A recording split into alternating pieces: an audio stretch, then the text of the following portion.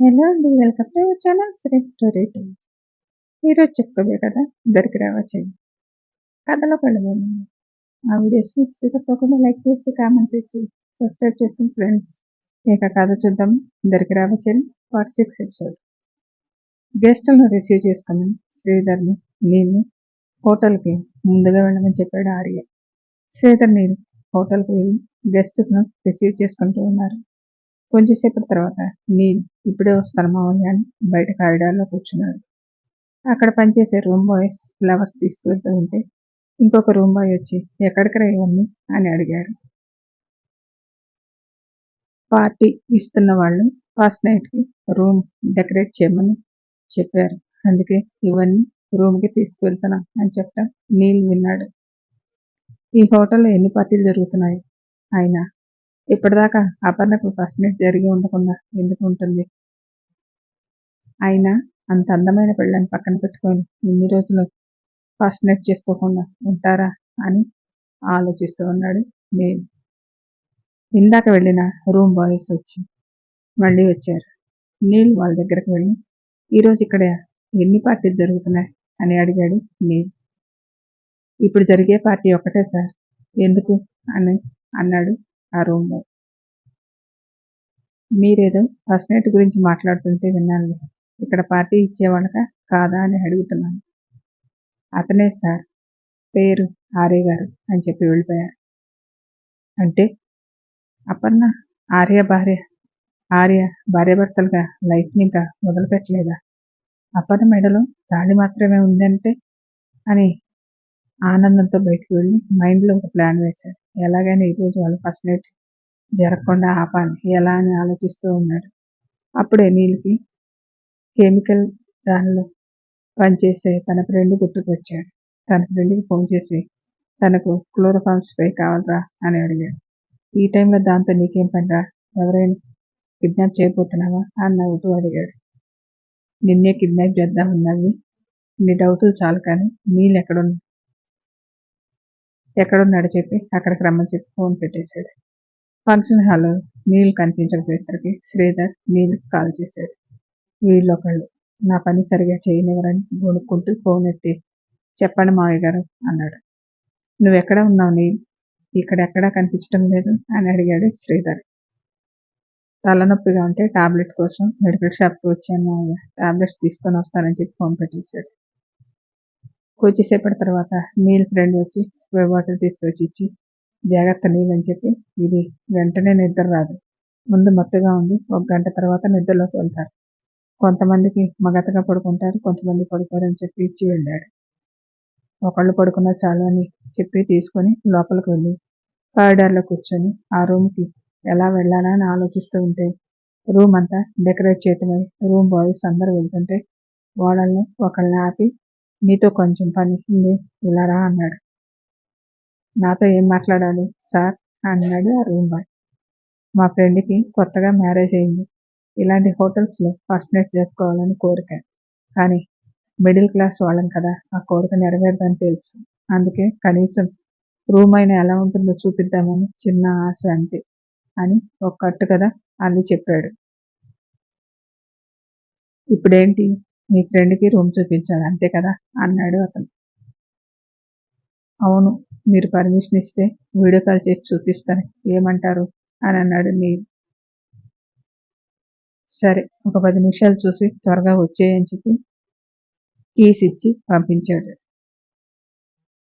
నీల్ ఆ కీస్ తీసుకొని ఆనందంగా ఆర్య వాళ్ళ ఫస్ట్ నైట్ కోసం అరేంజ్ చేసిన రూమ్ దగ్గరికి వెళ్ళి డోర్ ఓపెన్ చేశాడు. మొత్తైన మల్లెపూల వాసన ముక్కుకు చేరింది.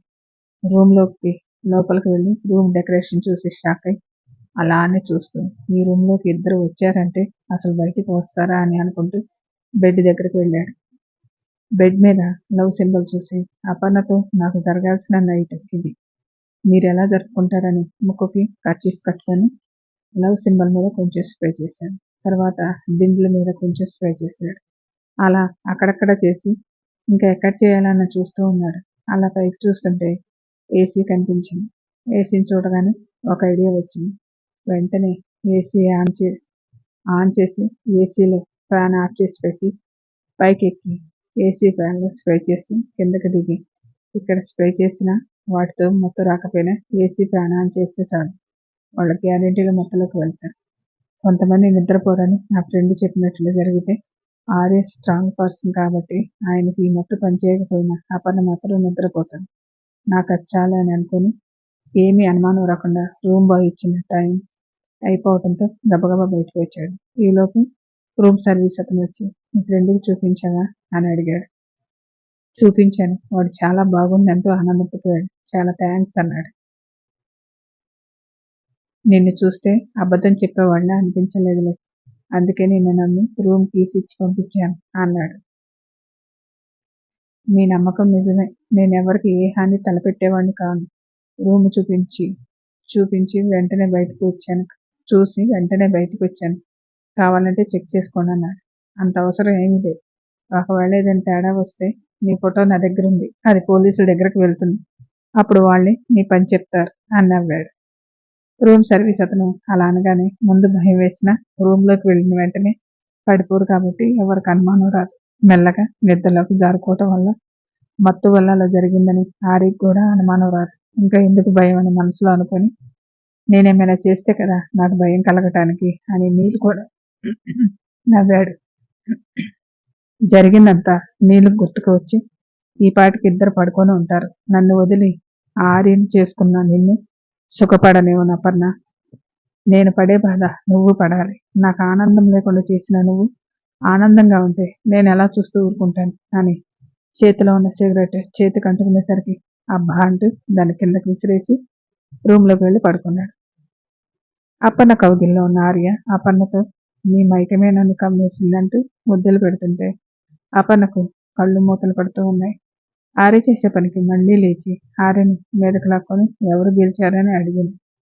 ఇంకా ఆట పూర్తి కాకుండా ఎలా చెప్పడం అమ్ముడు అని అపర్ణ ముందు పడిన జుట్టంతా వెనక్కి నెట్టి బాగా కవర్ చేశాగా అన్నాడు. అపర్ణ నవ్వుతూ నేను గెలవాలి కదా మరి అని నవ్వుతుంటే మెడ మీద నుంచి ముద్దలు పెడుతూ కొంచెం కిందకి రాగానే ఆర్యను పైకి లాక్కొని నేను అలా చేయనివ్వనుగా అని మత్తుగా అన్నది అపర్ణ. ఎలా చేయనివ్వో నేను చూస్తాను అని ఆర్య తన బలాన్ని ఉపయోగించి అపర్ణ చేయనివ్వని పని చేస్తుంటే అపర్ణ తమకంగా మత్తుగా ఉంది ఆర్యను హత్తుకొని అలానే పడుకుంది. నీళ్ళు ఊహించినట్లే ఆర్యకు స్టామినా ఎక్కువ ఉండటం వల్ల కొంచెంసేపు మత్తుగా అనిపించిన అపర్ణ అందాలను చూస్తుంటే మత్తు ఎగిరిపోయింది.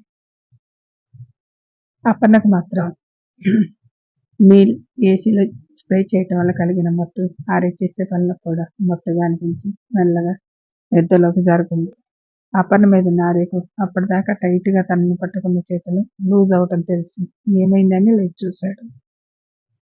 అపర్ణ నిద్రపోతూ కనిపించింది.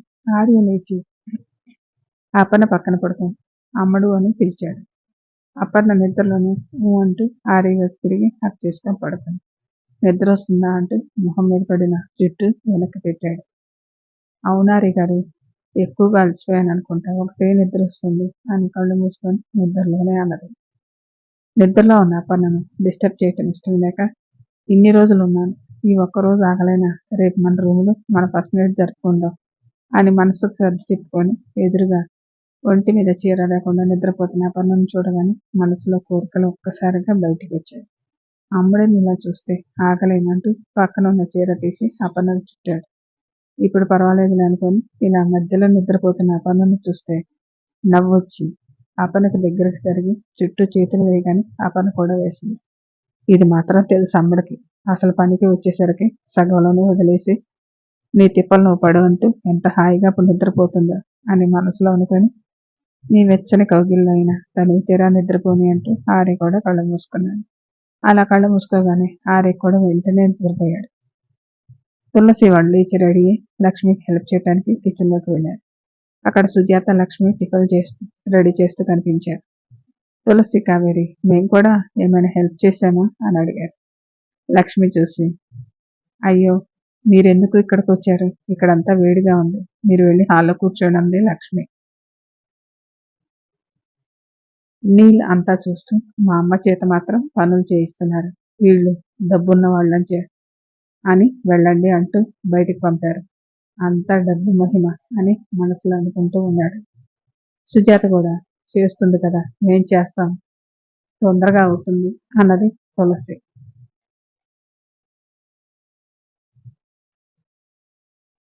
వాళ్ళని రావద్దని ఎంత చెప్పినా వినలేదు. అయితే మేము వినమంటూ వెళ్ళి తులసి స్టవ్ మీద దోశ కాలుతుంటే తీసి దోశలు వేస్తూ ఉంది. కావేరి తీసుకుని వచ్చి అందరికి పెడుతూ ఉంది.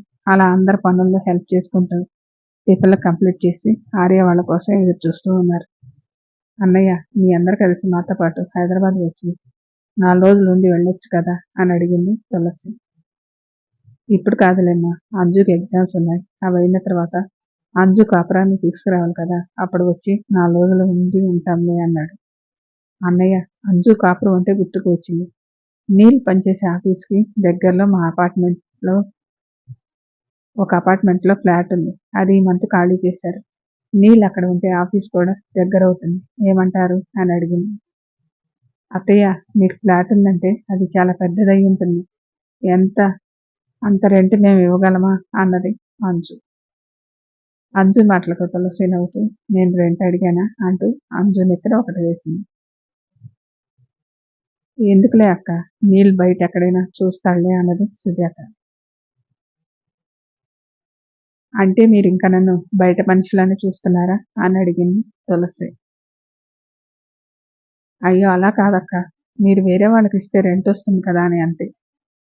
దాని మీద రెంట్తో మాకు పని ఉండదులే సుజాత. నీల్ రేపు ఇంటికి వచ్చి కీస్ తీసుకొని వెళ్ళి ఎలా ఉందో చూడు అన్నాడు. తులసి చెప్పింది నీల్కి నచ్చి, సరే ఆంటీ వస్తానన్నాడు. లక్ష్మి సుజాతకి తులసి కావేరిని చూస్తే డబ్బు ఉన్నదనే అహంకారం లేదని అనిపించింది. లక్ష్మి, ఆర్య వాళ్ళు వచ్చేసరికి లేట్ అవుతుందేమో, మనం దుర్గ గుడికి వెళ్ళొద్దామా అని అడిగింది. అలాగే వదిన, వెళ్దామని అందరూ దుర్గ గుడికి వెళ్ళారు. ఆర్యకు మెలకు వచ్చి కళ్ళు తెరిచి చూశాడు. రాత్రి జరిగిందంతా గుర్తుకు వచ్చి అపర్ణను చూశాడు. తన చుట్టూ చేతులు వేసి పడుకొని నిద్రపోతూ కనిపించింది అపర్ణ. Story continue. మళ్ళీ నెక్స్ట్ ఎపిసోడ్లో కలుసుకుందాం. Thank you.